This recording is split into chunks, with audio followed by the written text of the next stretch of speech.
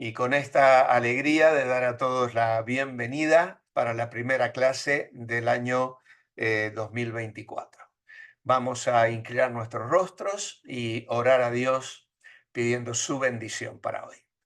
Padre, agradecidos de reencontrarnos después de más de un mes, Señor, de no hacerlo por las fiestas de Navidad y Año Nuevo, Año Viejo, Año Nuevo, y luego también razones de salud, la semana de oración de la semana pasada. Señor, es una alegría poder estar juntos esta noche para meditar otra vez en este tema tan apasionante y desafiante como es las misiones. Señor, tú nos envías a ser testigos, a asumir una participación dentro de lo que es el avance del reino de Dios aquí sobre la tierra. Pedimos tu bendición para cubrir la lección que nos corresponde tocar en esta hora y te pido una bendición también para cada uno de los hermanos y hermanas presentes y para aquellos que a lo largo de la semana van a estar escuchando también esta clase. Te alabamos, Señor, y nos ponemos en tus manos de amor, orando en el nombre del Señor Jesucristo. Amén. Amén. Muy bien. Vamos entonces a compartir la pantalla ahora y tenemos aquí el paso número 5 de nuestro estudio Creciendo en la Gracia, que llega a ser ya la clase número 67 desde que comenzamos esta clase Creciendo en la Gracia. ¿Vale? ¿Me estáis escuchando bien, no? ¿Me estáis escuchando bien? Vale, vale.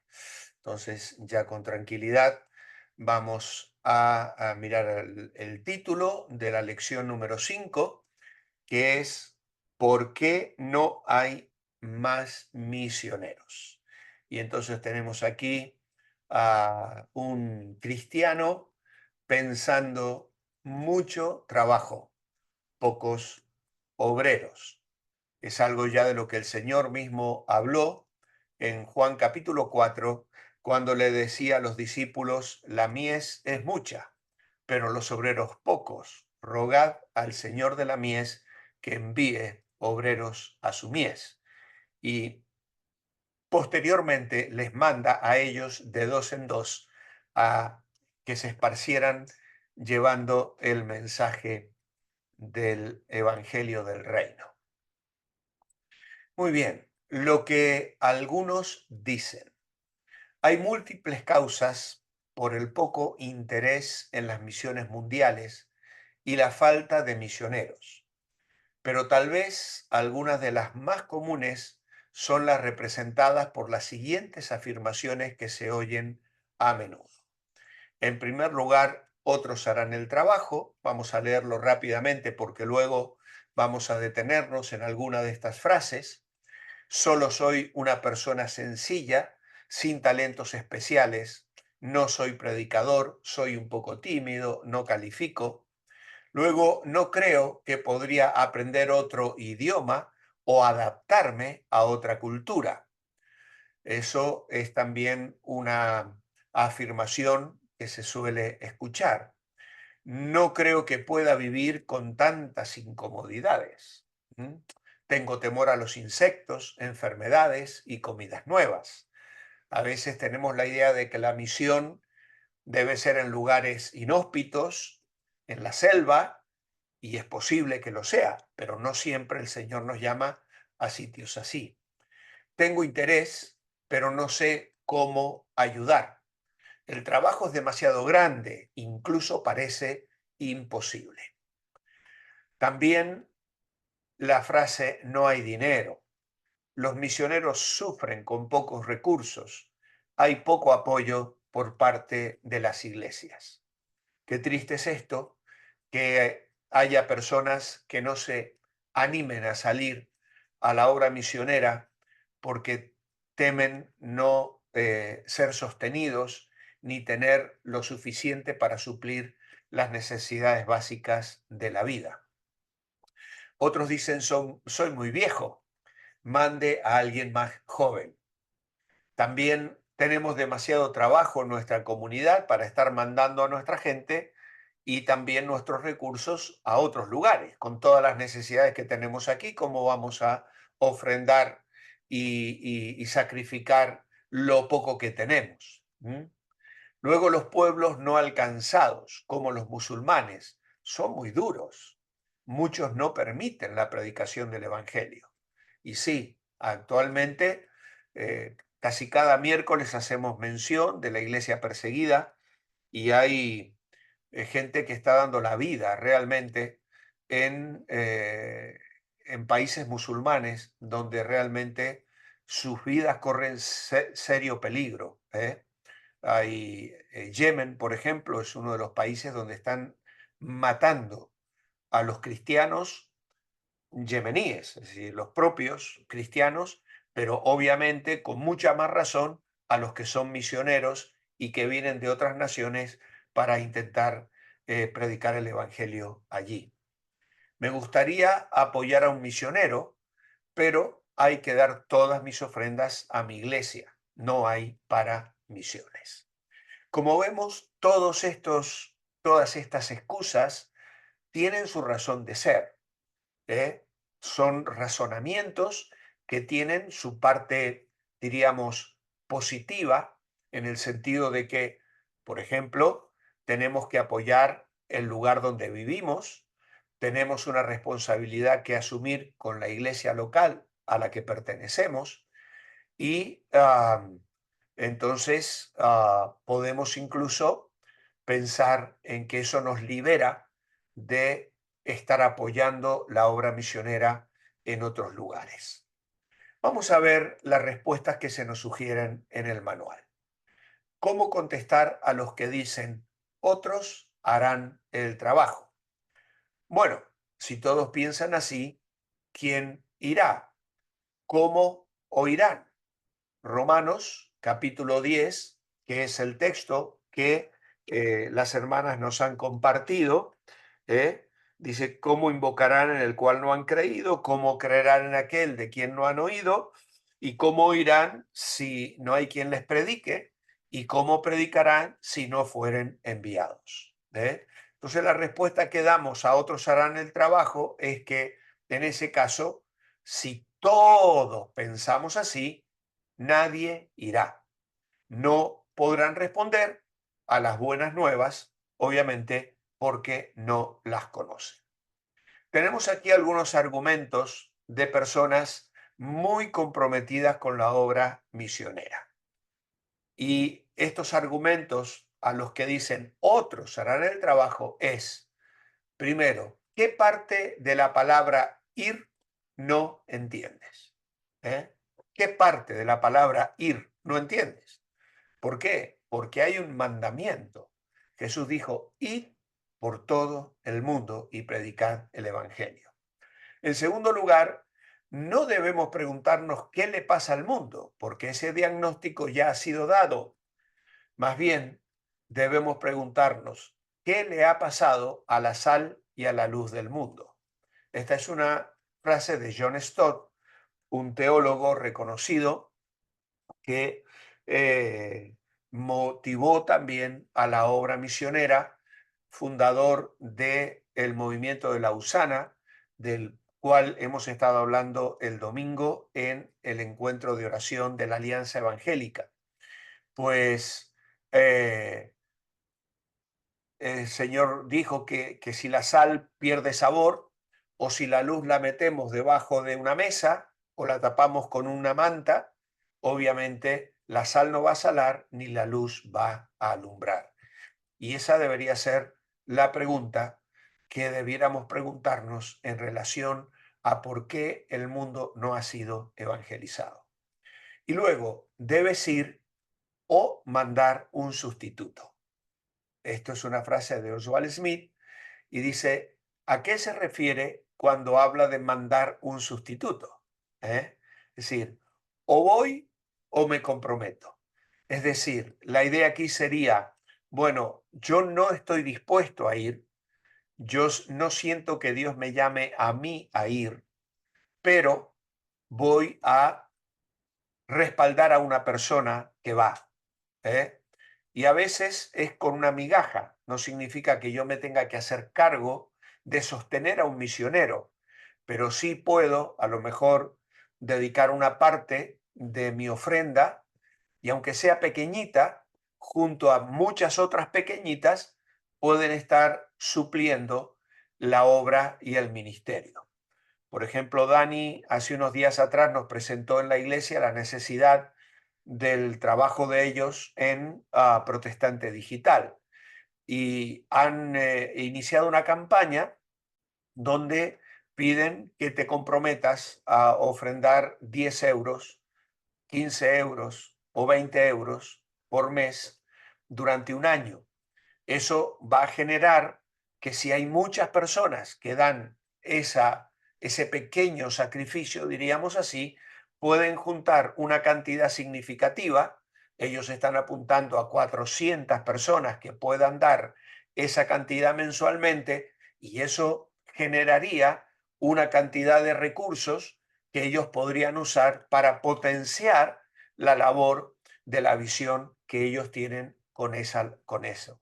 Y esto lo podemos extrapolar a algunas misiones. Hay misiones que envían y respaldan a misioneros en el mundo y nosotros podemos estar ofrendando. Nosotros como iglesia mandamos una ofrenda mensualmente a un fondo misionero que está en Madrid y que distribuye las ofrendas a misioneros que están en distintos puntos de la geografía española sirviendo al Señor. Muchos de ellos abriendo iglesias donde no hay iglesias que le pueden sostener, porque no son suficientes los miembros como para poder pagar el sueldo de un pastor.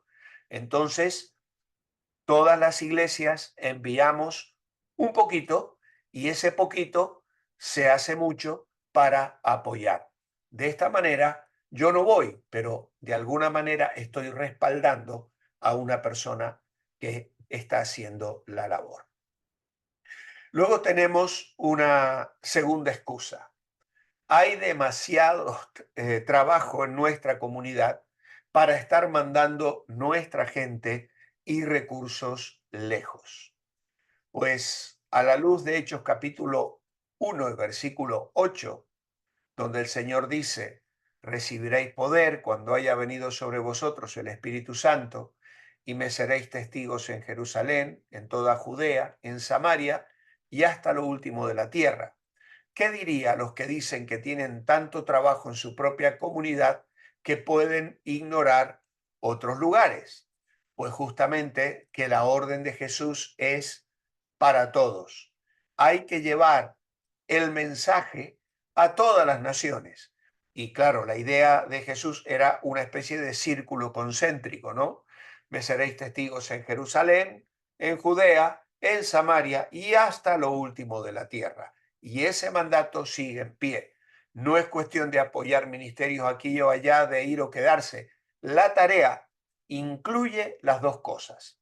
Si los primeros cristianos hubieran pensado en me voy a quedar en mi comunidad y no voy a mandar ni gente ni recurso a otros lugares, el Evangelio no hubiese llegado a nosotros. Podemos esperar bendición en nuestro ministerio local si rehusamos nuestra responsabilidad hacia el mundo entero. Pues no, porque estaremos desobedeciendo. ¿Eh? Una de las cosas con las que acabo siempre mi devocional es manteneos bendecibles. Y hay una parte de la obediencia que implica, pues, el estar comprometido con la obra misionera, con la extensión del reino de Dios.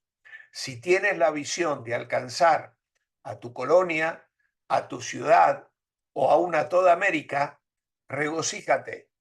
Claro, esto está escrito en un país latinoamericano, por eso habla de América. Nosotros podríamos aquí hablar de Europa. Entonces, si tenemos la visión de alcanzar toda América o nosotros aquí toda Europa, alégrate. estás viendo el 5% del corazón de Dios, que es el porcentaje de esa población comparado con la población del mundo. Dice, expande tu visión a todo el mundo y conocerás el resto del corazón de Dios. Qué tremendo, ¿eh? Entonces, no solo hay un llamado aquí a asumir una responsabilidad por el continente en el que vivo, sino a tener la visión del mundo. Mi esposa me lleva insistiendo ya mucho tiempo. Hay una pared en el local de Revive que no tiene nada. Bueno, nuestro local no tiene cosas pegadas ni textos ni nada. Realmente no hemos dispuesto de colocar cosas, las usamos más bien para que los jóvenes y los niños usen las paredes para poner las cosas que ellos necesitan en las actividades. Pero siempre me insiste, ahí hay que poner un mapa del mundo, hay que poner los continentes, hay que poner allí las naciones, ¿no?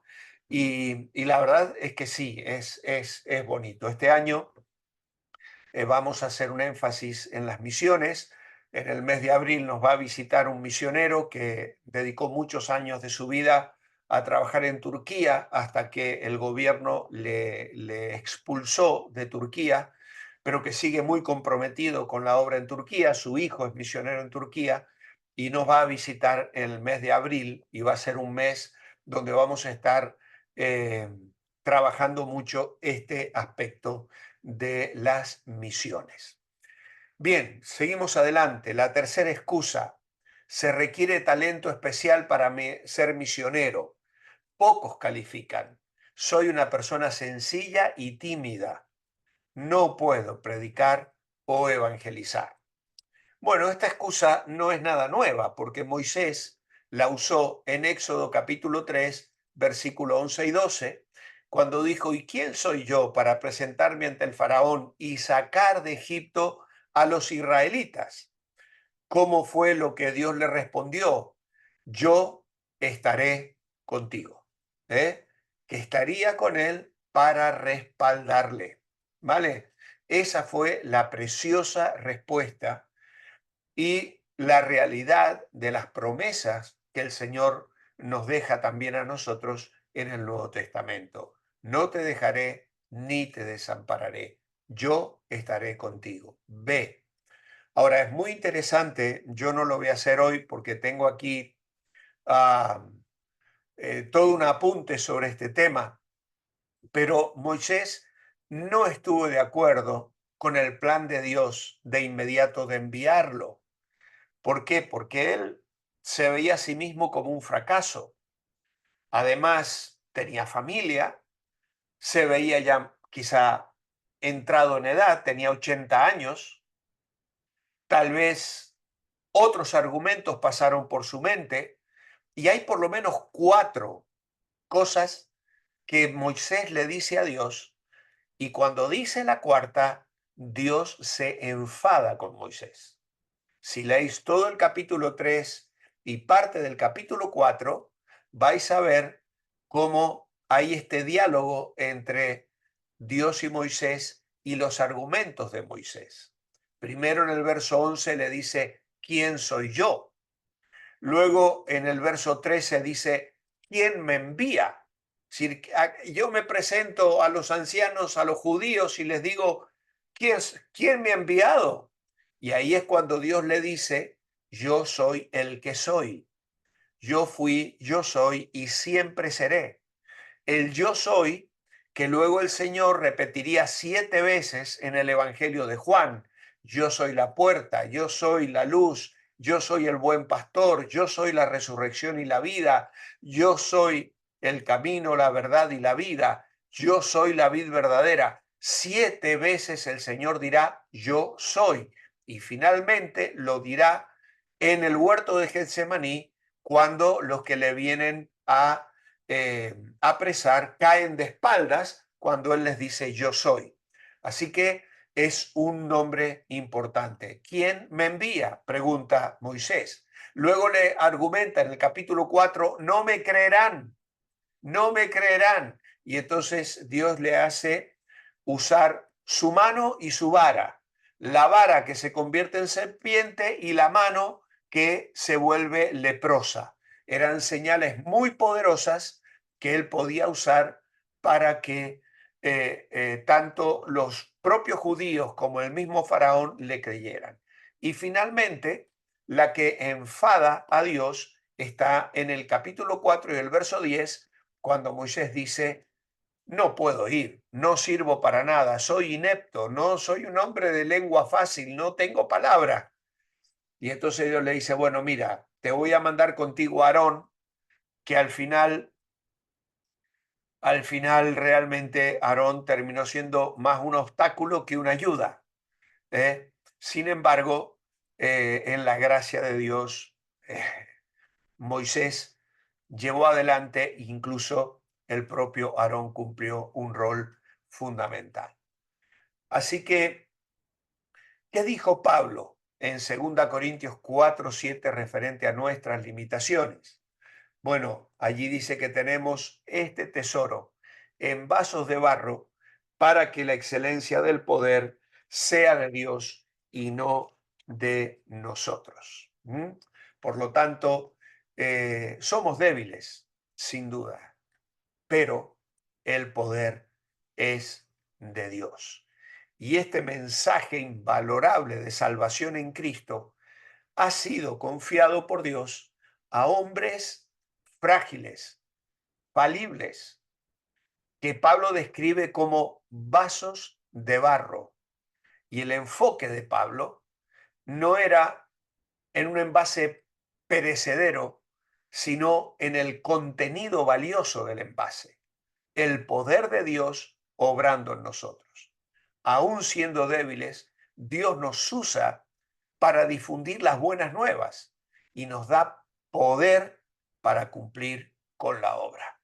Si sabemos que el poder es suyo, no nuestro, entonces vamos a evitar caer o dejar que el orgullo se apodere de nosotros. Y esto nos obliga a mantener un contacto diario con Dios, que es nuestra fuente de poder. El Señor lo diría en Juan 15, separados de mí, nada podéis hacer. Por lo tanto, medite lo siguiente. Dios usa hombres y mujeres que son lo suficientemente débiles y frágiles como para apoyarse en Él. Y esta es una frase del misionero quizá que dejó una de las huellas más grandes en la historia de la iglesia, Hudson Taylor, misionero a la China. ¿Qué talentos especiales se requiere para ser misionero? Pues ninguno, porque la persona más sencilla puede ser un misionero. ¿Eh? Eh, Dios puede usar cualquier persona. Lo que se requiere no es talento, sino temor a Dios, sumisión, fe y amor para la gente. Además, no todos los misioneros pasan sus días predicando. Hay otras oportunidades como la construcción, la medicina, la enseñanza, la administración. Y aquí se nos sugiere meditar en estas frases. Dios no llama a los calificados, califica a los llamados. Una frase hermosa de Tozer, un maestro que dejó muchos escritos, muchos libros y muchas predicaciones.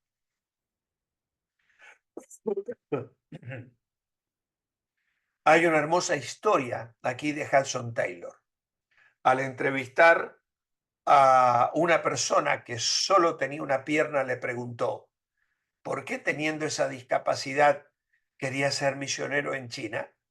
Respondiendo dijo, porque los que tienen dos pies no van. Vaya la respuesta, ¿no? Fue aceptado y enviado.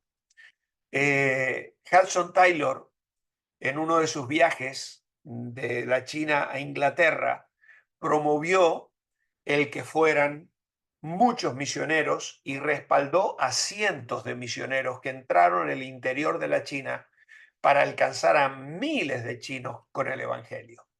En otra ocasión, él también tuvo que entrevistar a un joven que era cojo. A este le faltaba una pierna, el otro era cojo. Y entonces, cuando Hudson Taylor lo miró, le dijo, mira, ¿cómo vas a hacer cuando los chinos que tenían un nombre especial, yo ahora no me acuerdo exactamente cuál era, ataquen la misión y le prendan fuego? ¿Cómo vas a hacer para escapar? Porque tú no puedes correr, eres cojo, entonces no te vas a poder escapar. Y el hombre le contestó, no había considerado la posibilidad de salir corriendo. ¿Eh? Ese era el compromiso que este hombre estaba dispuesto a asumir. Y fue una tremenda lección para Hudson Taylor, de modo tal que lo admitió para que aún con su cojera fuera a llevar el Evangelio a los chinos. ¿Vale? Cuando Dios llama y pone la carga en el corazón de la persona para la obra misionera, realmente es algo extraordinario. No hay dinero. Bueno, todo lo puedo en Cristo que me fortalece, dice Pablo a los filipenses. A menudo se usa este versículo para confirmar el poder de Dios en nuestra vida, pero nos olvidamos del contexto. Pablo estaba hablando sobre el dinero, estaba afirmando su habilidad de estar contento, sea teniendo dinero o no teniéndolo, sea en la escasez o sea en la abundancia. Y tomando en cuenta que Pablo era un misionero escribiendo a gente que le apoyaba económicamente, ¿qué promete Filipenses 4:19? Pues que Dios supliría todas sus necesidades. ¿Eh? Todo lo que os falta. Pablo considera aquí todas las necesidades materiales de los filipenses. ¿Por qué? Porque los filipenses que le habían enviado un donativo estaban experimentando la falta de aquello que le habían enviado. Y entonces él les dice, el Señor va a suplir los recursos que necesitáis. Esa era la promesa para ellos. Esta promesa es para el misionero y también para los que le apoyan económicamente. Aunque muchos tienen problemas levantando el sostén para la obra, Dios ha sido fiel a los que confían y esperan en su provisión. Por lo tanto, cuando Dios llama a una persona a la obra misionera, hay que creer esta promesa, no la mentira que dice no hay dinero. También el enemigo quiere mantener las iglesias adormecidas sin tomar su responsabilidad de apoyar económicamente a las misiones. Cuando él y yo sentimos el llamado para salir a la obra misionera, obviamente el tema del dinero fue una gran preocupación. Habíamos estado varios meses intentando conseguir un trabajo de media jornada que me permitiera mantener mi familia y dedicar la otra parte del tiempo a servir al Señor. Pero Dios no abrió esa puerta. ¿Qué pasó? Que el Señor nos llamó de una manera muy contundente en un mes de agosto, después de una conferencia misionera a la que fuimos con el corazón cerrado, yo especialmente. Eh, pero a la semana siguiente, eh, Alan, que en ese momento tenía 3 añitos, cantó sentado en mi falda o en mi colo, como decimos en España, sobre mis piernas, la canción Lema, Id y predicad mi amor. Y es un himno precioso que habla de la obra misionera, y eso usó el Señor para quebrantar mi corazón y decir, bueno, vale, Señor, voy a salir a la obra misionera.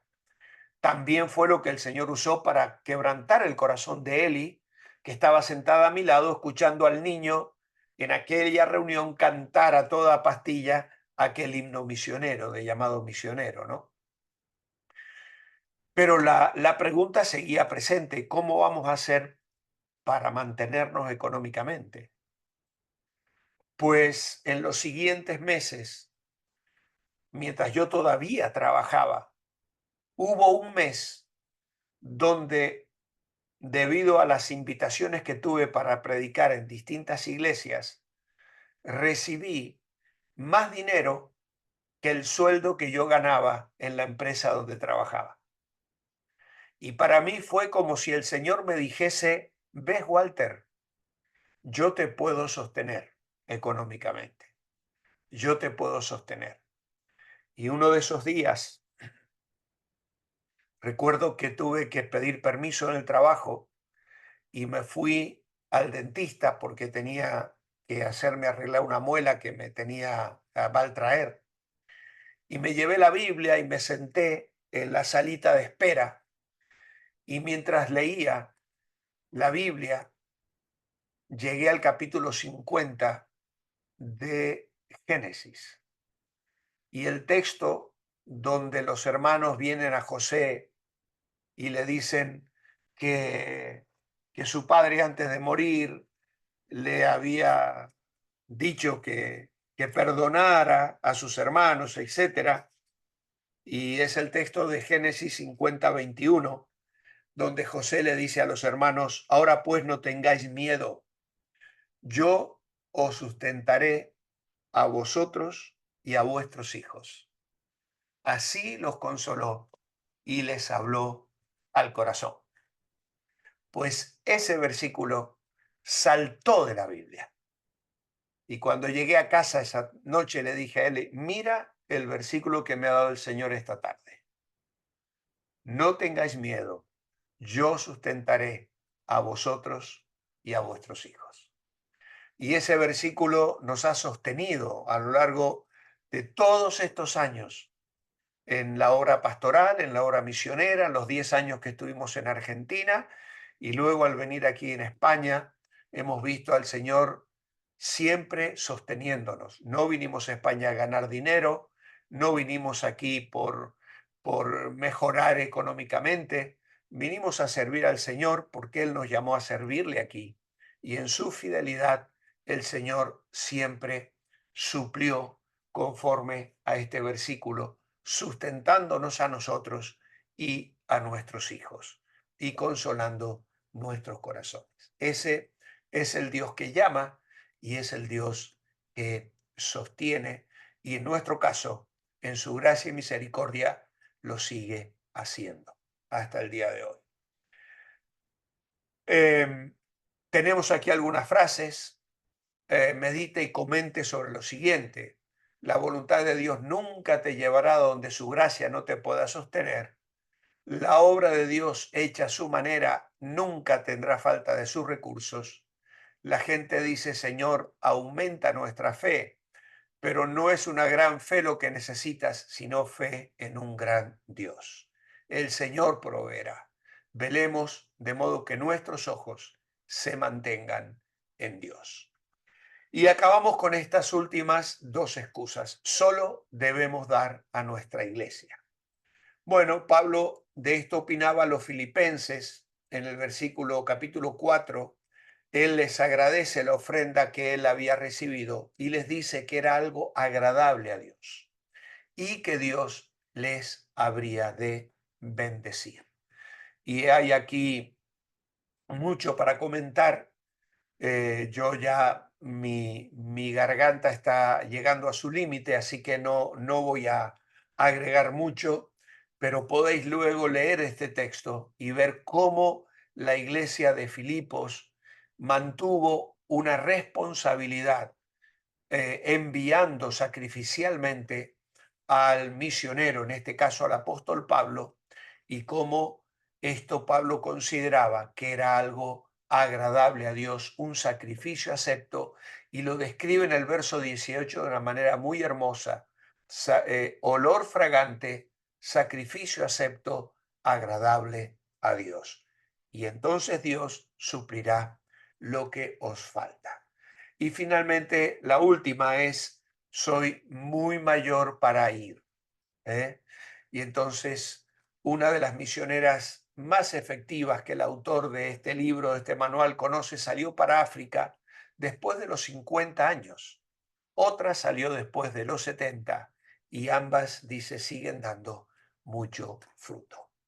Así que como veis, hay muchas cosas en la obra misionera y podemos gozarnos en ser parte de la obra. Aunque no me toque ir, puedo apoyar, puedo orar, puedo ofrendar y sustentar a otros que van y de esta forma ser parte de la obra misionera.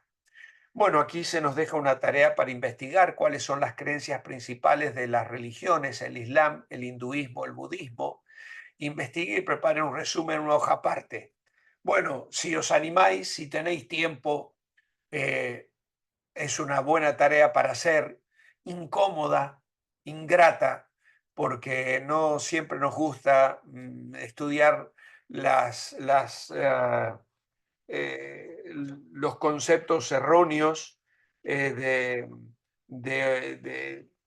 otras culturas, pero a veces es interesante conocer un poco para contrastar lo precioso que es el Evangelio y abrazarlo y amarlo aún más, porque el Islam, el hinduismo y el budismo realmente contienen tantas cosas tan tristes, tan opacas, tan amargas, y lamentablemente miles y miles de personas están enceguecidas por esas mentiras y esas falsedades.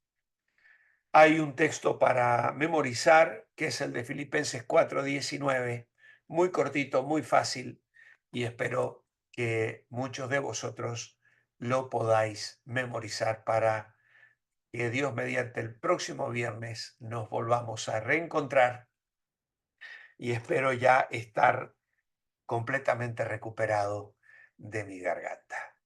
Muchas gracias por la atención y por compartir conmigo esta noche de estudio de las misiones.